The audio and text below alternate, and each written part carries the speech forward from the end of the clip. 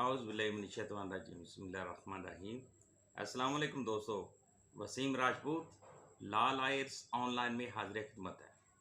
दोस्तों, आज का जो टॉपिक है वेरी इम्पोर्टेंट है। इसमें कि हमारे माशरे के अंदर जो पटवारी हज़रात हैं एक जाली डॉक्यूमेंट्स बना लेते हैं, जाली फ़र्द मलकियत बना लेते हैं, रिश्वत ले लेते हैं, भारी रिश्वत लेकर जाली डॉक्यूमेंट्स बना के एक बंदे को प्रॉपर्टी से महरूम कर देते हैं और दूसरे को उसका मालिक बना देते हैं, जो कि प्रॉपर्टी का मालिक ही नहीं था। इस बारे में अदालत आलिया की जजमेंट है, हवाला फैसला के हवाला जात हैं, उस बारे में हम डिस्कशन करेंगे। लेक्चर को शुरू करने से पहले रिक्वेस्ट करूँगा कि चैनल को सब्सक्राइब कर लें, बेल आइकन को क्लिक कर लें। जैसे इधर से वीडियो अपलोड हो आप इस कानूनी रहनुमाई से मुस्तफीद हो सकते हैं।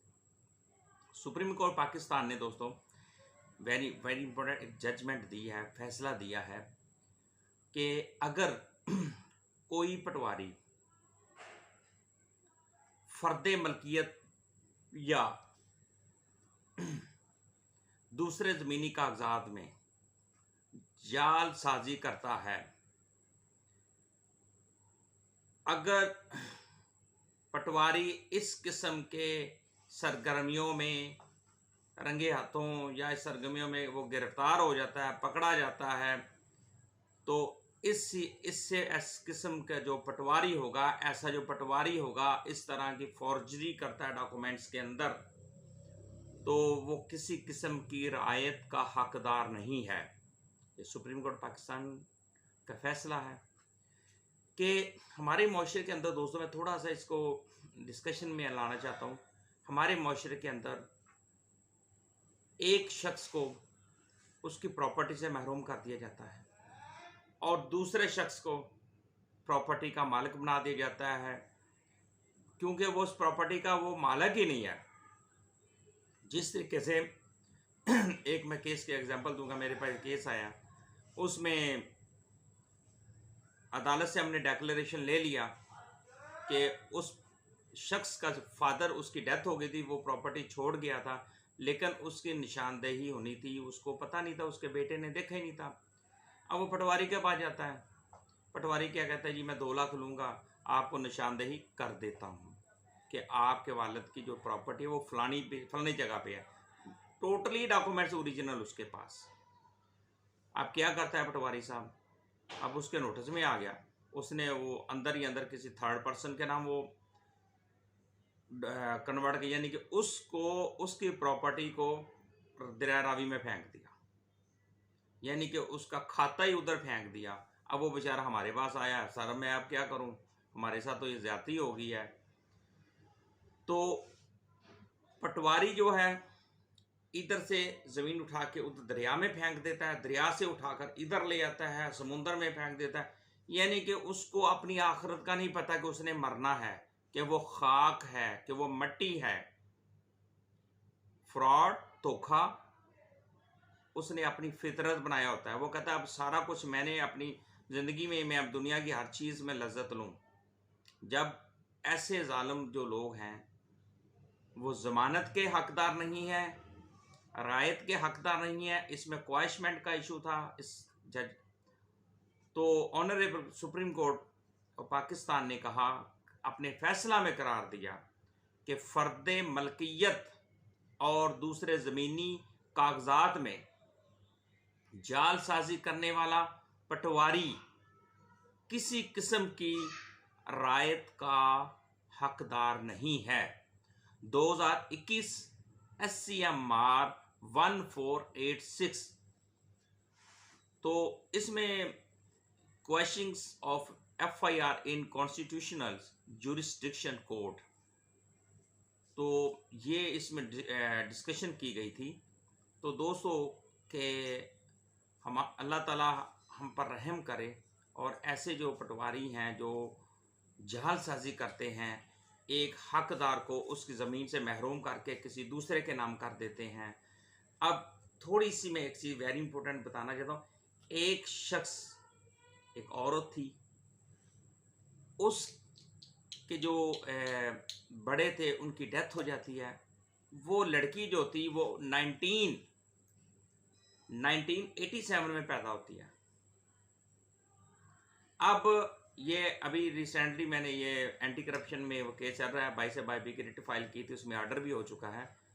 अब उसमें वो जो इम्तियाज़ बीबी थी 87 में पैदा हुई, उसकी जो बहन थी वो 92 में पैदा हुई, दूसरी बहन उसकी 96 में पैदा हुई। अब पटवारी की फॉर्जरी देखें डॉक्यूमेंट्स में, पटवारी साहब क्या कर रहे हैं कि 87 में एक मायदा हुआ, उसमें जो बहन 87 में पैदा हुई उसके साइन अंगूठा, 87 में मायदा हुआ, जो लड़की को अभी पैदा हुए 2 माह हुए थे, उस बच्ची ने एक मायदा किया, यानी कि इसमें अपनी जो प्रॉपर्टी है ट्रांसफ़र करवा दी, अपना हिस्सा बेच दिया। अब उसके बाद उसकी जो बहन जो 1992 में 1992 में पैदा हुई, उसका भी 1987 में एग्रीमेंट में उसका नाम और अंगूठा लगा हुआ। अभी एक जो बच्ची 96 में पैदा हुई थी, उसके भी 87 के मायदा में साइन और अंगूठा। और 200 अफसोस की बात देखें, वहां पे तहसीलदार में वेरीफाई किया हुआ, पटवारी ने भी उसको वेरीफाई किया हुआ। अब एक क्लियर केस है, उसके लिए भी यानी कि एंटी करप्शन वाले जो हैं उस केस को लिंगर ऑन कर रहे हैं, ये बनता नहीं, ये नहीं बनता। एक क्लियर नजर आ रहा है, एक मायदा यानी कि बंदा फौत हो रहा है, यानी कि 2010 में। अब 1987 में 1987 में मायदा भी हो गया, एक दो बच्चियां दुनिया में आई नहीं। 7 साल पहले, 3 साल पहले वाली बच्ची, 7 साल पहले वाली जो 1987 में सिर्फ 2 माह की बच्ची, तीनों का साइन अंगूठे हुए पड़े हैं।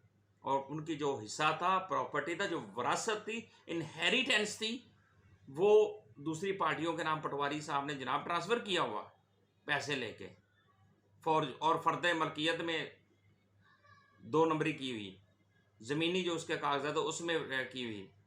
इसमें लाहौर में एडिशनल सेशन जज साहब थे शहबाज अहमद गखा साहब, उनकी कोर्ट में ये केस था, उसमें डायरेक्शन हो चुकी है। अब इंशाल्लाह जल्द ही FIR हो जाएगी मुल्ज़मान के ऊपर।